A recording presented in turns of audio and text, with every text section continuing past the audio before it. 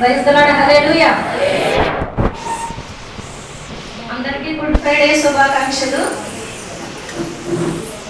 మొదటగా యేసుక్రీస్తు శిలువలో పలికినటువంటి 4వ మాటను ధ్యానించడానికి దేవుడు నాకు ఇచ్చినటువంటి అవకాశాన్ని బట్టి మొదటగా దేవునికి నా యొక్క కృతజ్ఞతాస్తుతులు చెల్లించుచున్నాను.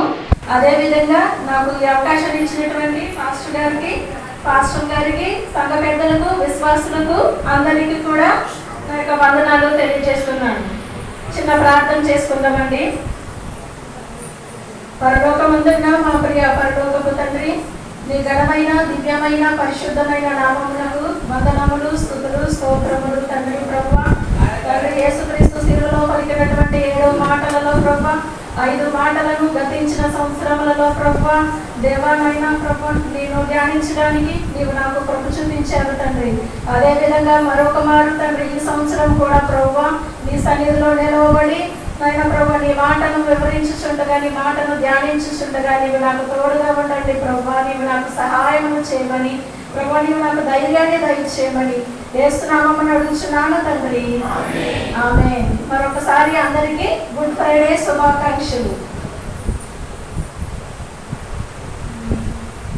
యేసుక్రీస్తు ప్రభువారిని సిలువ వేసినటువంటి కొండ గొల్గొతా కొండ కదా. యేసుక్రీస్తు ప్రభువారిని గొల్గొతా కొండ మీద సిలువ వేశారు. ఎవరి మధ్యలో సిలువ వేశారంటే 2 దొంగలకు మధ్యలో యేసుక్రీస్తు ప్రభువారిని సిలువ వేశారు. ఆయన సిలువ ఎక్కడ ఉందంటే మధ్యలో ఉన్నది. అలాగే ఇప్పుడు నాకంటే ఎంతమంది ఇప్పుడు ఎన్ని మాటలు అయినాయండి? 3 మాటలు అయినాయి. నాకంటే ముందు 3 మాటలను వివరించడం జరిగింది. నా తర్వాత కూడా 3 మాటలను వివరించడం జరుగుతుంది. ఇప్పుడు నేను చెప్పబోయేది మధ్యలో ఉన్నటువంటి మాట, 4వ మాట. అలాగే బైబిల్ గ్రంథంలో ఉన్నటువంటి మరొక మాటను నేను ఈ సమయంలో మీకు గుర్తు చేయాలనుకుంటున్నాను. ఎక్కడ 2-3 కూడి నా నామములో ప్రార్థన చేస్తారో లేదా ఏకీభవిస్తారో వారి మధ్యన, వారి మధ్యన నేను ఉంటానని దేవుడు మనతో సెలవిచ్చి ఉన్నాడు. ఎక్కడ 2-3 కూడి నా నామములో ఏకీభవిస్తారో, నా నామములో ప్రార్థన చేస్తారో నేను వారి మధ్యన ఉంటానని సెలవిచ్చినటువంటి దేవుడు ఈరోజు మన మధ్యన పరిశుద్ధాత్ముడిగా మన మధ్యన ఉన్నందుకు దేవుని నామానికే మహిమ కలుగును గాక. నిజానికి చెప్పాలంటే మనిషి దేవునితో ఉన్నటువంటి సహవాసాన్ని పోగొట్టుకున్నాడు. కానీ కుమారుని ద్వారా మనం పోగొట్టుకున్నటువంటి సహవాసము, దేవునితో ఉండేటువంటి ఆ యొక్క సహవాసాన్ని మరలా మనకు దక్కింది. ఎలా దక్కిందంటే కుమారుని ద్వారా. తండ్రి అయినటువంటి దేవుడు కుమారుని లోకానికి పంపించి మనం పోగొట్టుకున్నటువంటి దేవునితో సహవాసాన్ని మనకు అనుగ్రహించారు. కాబట్టి ఇప్పుడు మన మధ్యన దేవుడు ఉండాలని, మనం పోగొట్టుకున్న మా భాగ్యాన్ని కుమారుని ద్వారా మనకు మళ్ళీ ఆ భాగ్యము అనుగ్రహించబడుతుంది. ఇప్పుడు దేవుని నివాసం ఎవరి మధ్యన ఉన్నది? మనతో కూడా ఉన్నది. దేవునికే మహిమ కలుగును గాక. మొదటగా ఈ వాక్యం నేను చెప్పబోయేటువంటి వాక్యము అదే యేసు సిలువలో పలికినటువంటి 7 మాటలలో నేను చెప్పబోయేటువంటి మాట 4వ మాట ఏమిటంటే ఏలి ఏలి లామా సబక్తాని. ఈ మాట అరామిక్ భాషలో చెప్పబడింది. ఈ మాటకు అర్థం ఏమిటంటే నా దేవా నా దేవా నన్నెందుకు చేయి విడిచితివి. ఈ మాటకు సంబంధించినటువంటి ప్రవచన వాక్యాన్ని మనం మొదటగా చదువుకుందామండి. కీర్తనల గ్రంథంలో నుండి దావీదు రాసినటువంటి కీర్తన 22వ కీర్తన మొదటి వచనాన్ని మనం చదువుకుందాం. 22వ కీర్తన. నా దేవా నా దేవా నీవు నన్నేలా విడనాడితివి, నన్ను రక్షింపక నా ఆర్తధ్వని వినక నీవేళ దూరముగా ఉన్నావు. చాలండి, అంతవరకునే. ఇది ఇప్పుడు మనం చదువుకున్నటువంటి ప్రవచన వాక్యం అండి. ఇది ఈ యొక్క ప్రవచన వాక్యాన్ని దేవుడు దావీదు నోట ఈ యొక్క ప్రవచన వాక్యాన్ని పలికించడం అనేది జరిగింది. ఈ ప్రవచన వాక్యం యొక్క నెరవేర్పు ఎక్కడ మనకి కనిపిస్తుందంటే మత్తయి సువార్త. ఇప్పుడు చదివి సహాయం చేశారు కదా. మత్తయి సువార్త 27వ అధ్యాయంలోను మరియు మార్కు సువార్త 15వ అధ్యాయంలో ఈ యొక్క ప్రవచన వాక్యం యొక్క నెరవేర్పు అనేది మనకు కనిపిస్తుంది. ఈ మాట మనం చూస్తున్నట్లయితే నా దేవా నన్నెందుకు చేయి విడిచితివి. మామూలుగా మనం చూసుకుంటే ఆనాడు ఇశ్రాయేలు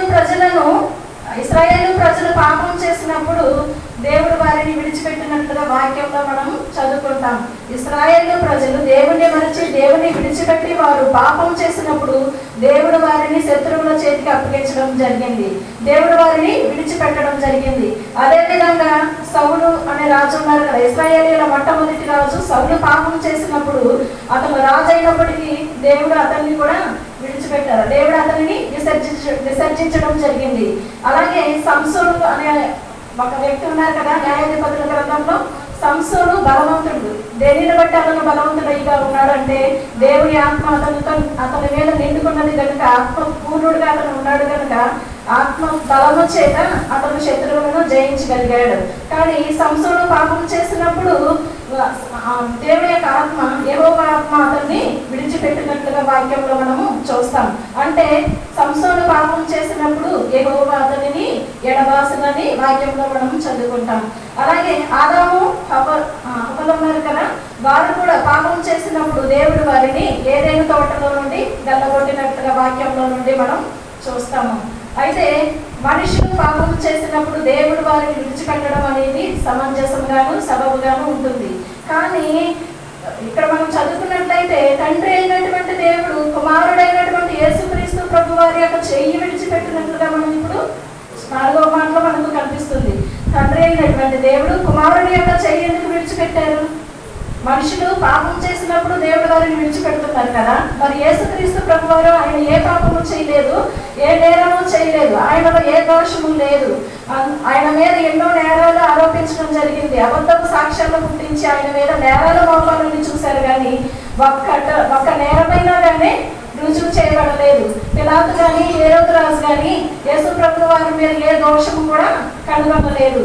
అయితే అక్కడ యేసు ప్రభు వారితో కూడా సిలువ వేయబడినటువంటి 2 దొంగలు ఉన్నారు కదా, అందులో ఒక దొంగ కూడా చెప్తున్నాడు, ఈయన ఏ నేరము చేయలేదు, మనకైతే ఇది న్యాయమే కానీ ఈయనైతే ఏ నేరం చేయలేదని సాక్ష్యం చెప్తున్నాడు. 2 దొంగలలో ఒక దొంగ యేసు ప్రభు వారి గురించి సాక్ష్యం చెప్తున్నాడు, ఈయన ఏ నేరం చేయలేదని. అలాగే పిలాతు యొక్క భార్య తను కూడా ఏమని సాక్ష్యం చెప్తుందంటే యేసుక్రీస్తు ప్రభు వారి గురించి ఈయన నీతిమంతుడు అని సాక్ష్యం చెప్తుంది. అలాగే తండ్రి అయినటువంటి దేవుడి వాక్యంలో యేసుక్రీస్తు ప్రభు వారి గురించి ఏమని సెలవిచ్చారంటే, ఈయన నా ప్రియ కుమారుడు, ఈయన యందు నేను ఆనందించుచున్నాను, ఈయన మాట మీరు వినండి. అంటే దేవుడు ఈయన నా ప్రియమైన కుమారుడు అని సెలవిస్తున్నారు. కుమారుడు కూడా తండ్రి యొక్క చిత్తాన్ని నెరవేర్చిన వారుగా ఉన్నారు. తండ్రికి ఇష్టమైన కార్యమునే చేసి ఉన్నారు. అయినా కూడా తండ్రి కుమారుని ఎందుకు చేయి విడిచిపెట్టారు? ఒకసారి అలాగే ఇంకొక పరిశుద్ధాత్మ దేవుడు బైబిల్ గ్రంథంలో యేసుక్రీస్తు ప్రభు వారిని గురించి రాయించినటువంటి మాట ఒకసారి చదువుకుందాము. హెబ్రీయులకు రాసినటువంటి పత్రిక 7వ అధ్యాయము 26వ వచనం. హెబ్రీయులకు రాసిన పత్రిక 7వ అధ్యాయము 26వ వచనం చదవండి. పవిత్రుడును నిర్దోషియు నిష్కల్మషుడును పాపులలో చేరక ప్రత్యేకముగా ఉన్నవాడును. నాకు సరిపోయిందండి. ఇక్కడ మనం చదువుకున్న దాంట్లో యేసుక్రీస్తు ప్రభు గారి గురించి పరిశుద్ధాత్మ దేవుడు హెబ్రీయులకు రాసినటువంటి పత్రికలో అపోస్తలుడు అయినటువంటి పౌలు హెబ్రీయులకు రాసినటువంటి పత్రికలో ఏమని రాయించున్నారంటే, యేసుక్రీస్తు ప్రభు వారు ఎలాంటి వారంట? పవిత్రుడు, నిర్దోషి, నిష్కల్మషుడు అని రాయించుతున్నారు. ఆయన పాపులలో చేరక ప్రత్యేకంగా ఉన్నటువంటి యేసుక్రీస్తు ప్రభు వారి యొక్క చెయ్యి తండ్రి అయినటువంటి దేవుడు విడిచిపెట్టినట్టుగా మనం చూస్తున్నాం. ఎందుకు తండ్రి కుమారుడిని చెయ్యి విడిచిపెట్టారనంటే, తండ్రి కనుక ఒకవేళ కుమారుడి యొక్క చెయ్యి విడిచిపెట్టకపోతే కుమారుడు మరణించడం అనేది అసాధ్యం. తండ్రి కుమారుడిని చెయ్యి విడిచిపెట్టకపోతే కుమారుడు మరణించడు. కుమారుడు మరణించకపోతే మనుషులందరికీ కూడా మరణం నుండి విడుదల, అంటే నిత్య నరకాగ్ని నుండి తప్పించబడలేరు. మనుషులందరూ పాపం చేసినందువల్ల మనుషులందరూ నశించిపోయారు. అంటే పాపం చేత చచ్చిన వారుగా ఉన్నారు. కాబట్టి పాపం చేత చచ్చిన వారిగా ఉన్నటువంటి మనుషులని విమోచించాలంటే నీతిమంతుని యొక్క మరణం అనేది సంభవించాలి. అలాగే పాపములు కడగబడాలంటే ఏమని రాయబడింది? చాలా గ్రంథాల్లో ఏమని రాయబడిందంటే పాపములు క్షమించబడాలన్నా, పరిహరించబడాలన్నా ఏం జరగాలంట? రక్తం అనేది చిందించబడాలి. ఆ రక్తము పరిశుద్ధుడి యొక్క రక్తమై ఉండాలి. అంటే పరిశుద్ధుడి యొక్క రక్తం చిందించబడాలంటే, అలాగే పరిశుద్ధుడు మరణించాలని ఇలాగ రాయబడి ఉన్నది కనుక పరిశుద్ధుడి యొక్క రక్తం ద్వారా పాప క్షమాపణ దొరుకుతుంది.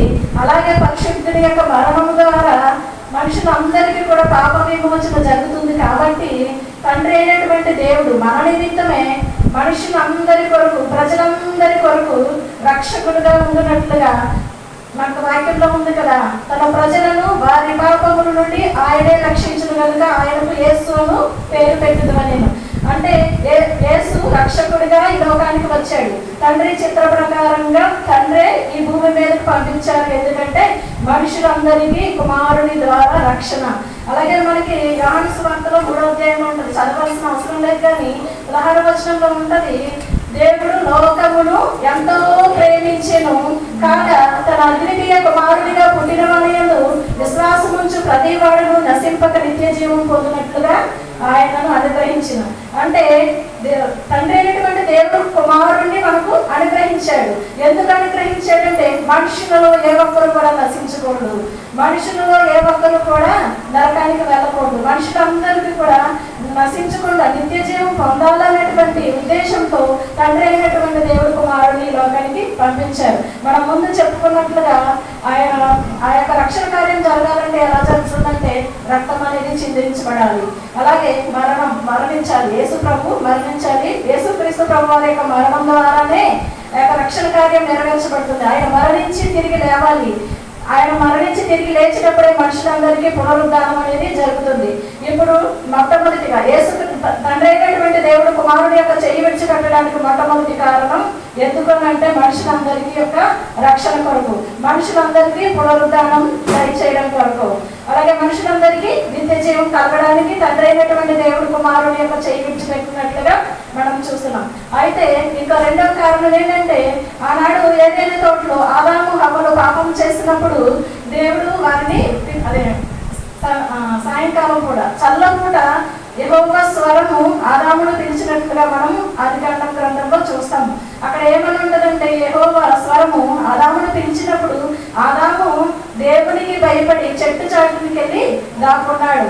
ఎప్పుడైతే మనిషి పాపం చేశాడో, పాపం అనేది మనిషిలో ప్రవేశించిందో దేవుడికి భయపడడం మొదలు పెట్టాడు.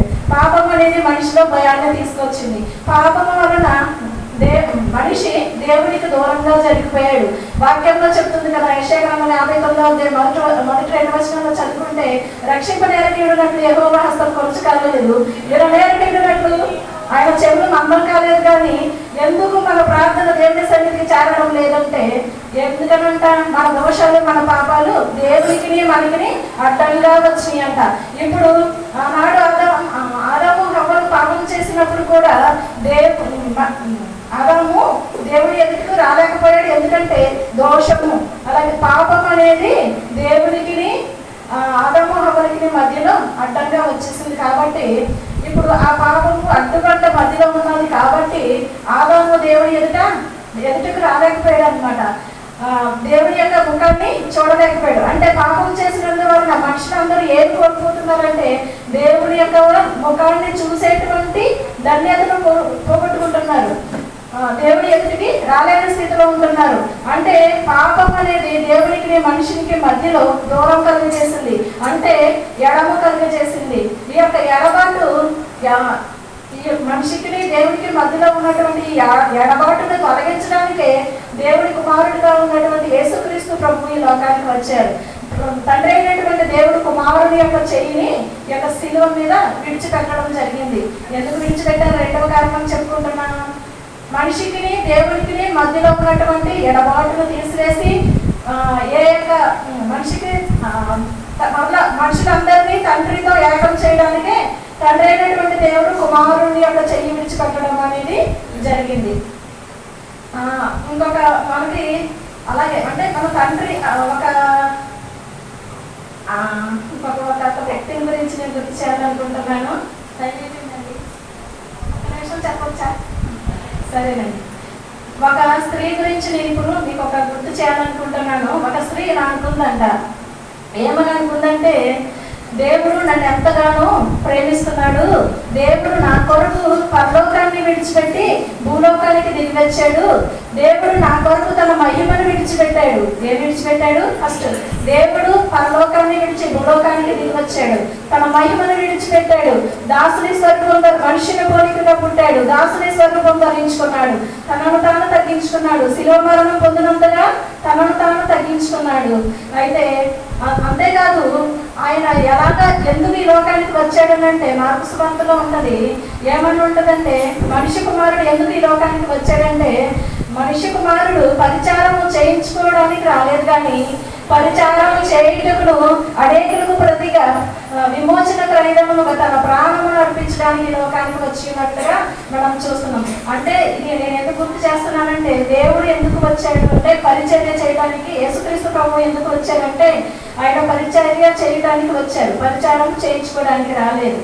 అలాంటి మనసు కలిగినటువంటి యేసుక్రీస్తు ప్రభు వారిని ఆయన నా కోసం ఎంత చేసినప్పుడు నేను కూడా ఆయన ప్రేమను కలిగి ఉండాలి. నేను కూడా ఆయన స్వరూపంలోనూ, దేవుడు తన పోలికగా నన్ను సృష్టించాడు కదా, దేవుడు నా కోసం ఎంత చేసినప్పుడు దేవుడి కోసం నేను కూడా చేయాలి. దేవుడి యొక్క అలాగే కాకుండా వాక్యం కూడా రాయబడి ఉంటుంది కదా, నిన్ను కలిగి పొరుగు వారిని ప్రేమించమని వాక్యం చెప్తుంది. కాబట్టి నేను కూడా నా పొరుగు వారిని ప్రేమించాలి, నేను కూడా నా పొరుగు వారికి సహాయం చేయాలి.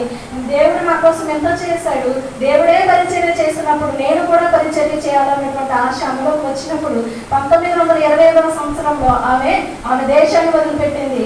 ఆమె తల్లిదండ్రులను విడిచిపెట్టింది. కానీ అప్పుడు ఆలోచిస్తే, విచారణ చేసినప్పుడు ఏ దేశానికి వెళ్ళాలి, నేను పరిచర్య చేయడానికి ఏ దేశం వెళ్తే బాగుంటుందని ఆలోచన చేసినప్పుడు, విచారణ చేసినప్పుడు భారతదేశానికి వెళ్ళమని స్వరం అనమాట. భారతదేశానికి ఆమె వచ్చింది అనమాట. ఆమె ఎవరంటే మదర్ తెరిసా. మదర్ తెరిసా మన దేశానికి వచ్చింది. మన దేశంలో ఉన్నటువంటి పేద ప్రజలకు సహాయం చేయడానికి, దరిద్రులకు ఆదరణ చూపించడానికి, ఆశ్రయం కల్పించడానికి ఆమె తన తల్లిదండ్రులను విడిచిపెట్టింది. ఆమె నేను స్త్రీని కదా అనుకోలేదు, కానీ నేను స్త్రీని, నేను దేశంలో ఒంటరిగా జీవిస్తే నాకు ఎలాంటి ప్రమాదం కలుగుతుందో, ఇతరులకు సాయం చేయడం కోసం నేను ప్రమాదంలో పడడం ఏంటి అని ఆమె అనుకోలేదు. కానీ ఆమె తన దేశాన్ని వదిలిపెట్టింది, తన తల్లిదండ్రులను విడిచిపెట్టింది, ఆమె తన యవ్వన కాలం సంతోషాన్ని విడిచిపెట్టింది. అలా వచ్చి మన దేశానికి వచ్చి మన దేశంలో ఉన్న ప్రజలకు ఆమె సహాయం చేయగలిగింది. ఆమె చేసినటువంటి ఆ యొక్క సేవలన్నిటినీ ప్రపంచ దేశాలు చూసాయి. ప్రపంచ దేశాలు ఆమె యొక్క సేవలను గుర్తించి నోబెల్ ప్రైజ్ ఆమెకి బహుమతి ఇచ్చారనమాట. అంటే మదర్ తెరిసా అనే ఆవిడ ఒక మనిషే, కానీ దేవుడి యొక్క ప్రేమను బట్టి మనిషి, కానీ తను కూడా ఏం చేస్తుంది, దేవుడి యొక్క ప్రేమను బట్టి తను కూడా నేను దేవుడి యొక్క ప్రేమను పొందుకుంటున్నాను కూడా, నేను కూడా ఇతరులకు ప్రేమించాలి, ఇతరులకు సహాయం చేయాలని యేసు ప్రభువును బట్టి, యేసు ప్రభు చూపించినటువంటి ప్రేమను బట్టి ఆమె కూడా మన దేశానికి వచ్చి పరిచర్య చేసింది. అంటే ఆమె నేనేం చెప్తున్నానంటే, విడిచిపెట్టుట, తల్లిదండ్రులను విడిచిపెట్టింది, దేశాన్ని విడిచిపెట్టింది, సమస్తాన్ని విడిచిపెట్టింది, యవ్వనకాల సంతోషాన్ని విడిచిపెట్టింది మదర్ తెరిసా. అలాగే బైబిల్ గ్రంథంలో అబ్రహాము అనే వ్యక్తి ఉన్నారు కదా, అతను కూడా దేవుడు అతన్ని పిలిచినప్పుడు తన దేశాన్ని వదిలిపెట్టాడు, తన తల్లిదండ్రులు, తన యొక్క తండ్రి ఇంటిని వదిలిపెట్టాడు, తన గ్రామాన్ని విడిచిపెట్టి, స్వజన్ని విడిచిపెట్టి దేవుడు చూపించిన దేశానికి అతను వచ్చాడు. అంతేకాదు, కానీ దేవుడు అతనికి ఏం చెప్తున్నాడంటే, చూపించిన దేశానికి వచ్చిన తర్వాత కూడా దేవుడు అబ్రహాముతో ఏం చెప్తున్నాడంటే, ఇదిగో మోరియా దేశంలో ఉన్న పర్వతముల మీద, ఇదిగో నీకు వృద్ధాప్యంలో పుట్టిన కుమారుడు ఉన్నాడు కదా, శారా నీకు కలిగిన కుమారుడు ఇస్సాకు ఉన్నాడు కదా, నీవు ప్రేమించు నీ ఏకైక కుమారుడిని నాకు బలి ఇవ్వమని చెప్పాడు. అలా చెప్పినప్పుడు అబ్రహాము వెనుకంజ వేయలేదు, కానీ తన యొక్క ఏకైక కుమారుడిని అర్పించడానికి, దేవుడికి అర్పించడానికి అతను సిద్ధపడ్డాడు. అంటే ఒక మనిషే తన ప్రియమైన కుమారుణ్ణి, తన ఏకైక కుమారుణ్ణి దేవుడు చెప్తే అర్పించడానికి సిద్ధపడుతున్నాడు. అంటే దేవుడు మన కోసం, తండ్రి అయినటువంటి దేవుడు అబ్రహామునే సృష్టించినటువంటి దేవుడు, మదర్ తెరిసానే సృష్టించినటువంటి దేవుడు, ఇంకా ఆయన ప్రేమ ఎంత గొప్పదై ఉంటది కదా. ఆ ప్రేమను బట్టే దేవుడు మనల్ని ఎంతగానో ప్రేమించుతున్నాడు. కాబట్టి దేవుడు మన కొరకు ప్రాణం యేసుక్రీస్తు ప్రభు మన కొరకు ప్రాణం పెట్టడానికి తన ఏకైక కుమారుడిని తండ్రి అయినటువంటి దేవుడు కుమారుడైన యేసుక్రీస్తు ప్రభు వారిని ఈ లోకానికి పంపించారు. ఆయన పంపించి మనకు ఏం జరిగిందంటే, ఆయన రావడం వలన మనకు వచ్చిన ధన్యత ఏంటంటే ఆయన ద్వారా మనకు పాపక్షమాపణ జరిగింది, మనకు రక్షణ కలిగింది. అంతేకాకుండా మనం పోగొట్టుకున్నటువంటి సహవాసాన్ని దేవుడు మనకు అనుగ్రహించాడు. నాకు ఇవ్వబడిన సమయం అయిపోయింది అనుకుంటున్నాను, కాబట్టి నేను ఎంతటితో నా మాటలను ముగిస్తాను. అయితే ఒక విషయం ఏంటంటే, వారందరూ అది చేశారని చెప్తున్నాం. అబ్రహాం అలా చేశాడు, మదర్ తెరెసా ఎలా చేసింది, తండ్రి అయినటువంటి దేవుడు ఇది చేశాడు, కుమారుడు మన కోసం ఇది చేశాడు. అయితే మనం ఏం చేయాలంటే, మనం కూడా మన పాపాన్ని విడిచిపెట్టాలి. ఏం చేయాలంటే మనం కూడా దేవుడు ఏం చెప్తున్నాడంటే, మంచిదాన్ని హత్తుకోమని రోమాపత్రిక, నేనైతే రిఫరెన్స్ మర్చిపోయాను కానీ 12వ అధ్యాయం 5వ వచనం అనుకుంటున్నాను. అందులో చెడ్డదాన్ని విడిచిపెట్టి మంచిదాన్ని హత్తుకోమని రాయబడి ఉంటుందని. మనం కూడా ఏం చేయాలంటే చెడ్డదానిని విడిచిపెట్టాలి. ఈ లోకానికి దేవుని ప్రేమను బట్టి దేవుడు పంపగా వచ్చిన వారే మనుషుల కోసము ప్రాణాలు అర్పించడానికి కూడా సిద్ధపడుతున్నప్పుడు మనం ఏం చేయాలంటే మనం కూడా మన పాపాలని దేవుని ఎదుట ఒప్పుకొని వాటిని విడిచిపెట్టాలి. అప్పుడు మనము కనికరించబడతాం కనుక. అంతేకాకుండా మనకున్నటువంటి కులపిచ్చిని వదిలిపెట్టాలి, మనకున్న భయాన్ని వదిలిపెట్టాలి, మనకున్న సిగ్గును మొత్తం వదిలిపెట్టి దేవుని కొరకు నిలవబడగలిగినప్పుడు యేసుక్రీస్తు ప్రభు ఒకసారి తన శిష్యులతో ఏం చెప్తున్నారంటే, ప్రభు శిష్యులే యేసు ప్రభుతో అడుగుతున్నారు ఏమనంటే, ప్రభు మేము నీ కొరకు మా యొక్క ఈ గృహాలను వదిలిపెట్టాం కదా, మా ఇల్లును వదిలిపెట్టాము, మా బిడ్డలను వదిలిపెట్టాము, మా ఆస్తులు వదిలిపెట్టాము, మా యొక్క జీవనాధారాన్ని వదిలిపెట్టాము. అయితే మేము ఇవన్నీ వదిలిపెట్టి నిన్ను వెంబడిస్తున్నాం కదా, మేము నేను అన్నిటినీ వదిలిపెట్టి నిన్ను వెంబడిస్తే మాకేం ప్రయోజనం ప్రభు అని అడుగుతున్నారు. అప్పుడు శిష్యులతో యేసు ప్రభు ఏం చెప్తున్నారంటే, మీరు ఈ భూమి మీద నన్ను వెంబడించినప్పుడు మీకు శ్రమలు కలుగుతాయి, కానీ ఆ శ్రమలతో పాటు పరలోకంలో మీకు మెప్పు కూడా కలుగుతుంది. మీరు పోగొట్టుకున్న దానికి రెట్టింపు దీనిని కూడా పొందుకుంటారు.